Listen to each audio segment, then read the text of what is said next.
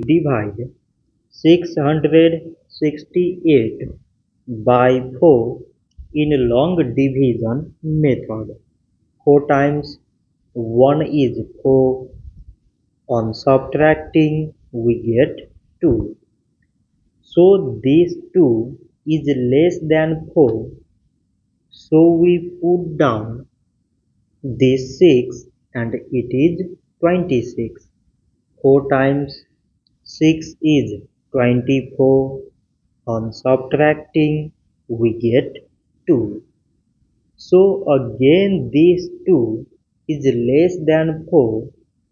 So we put down this 8 and it is 28.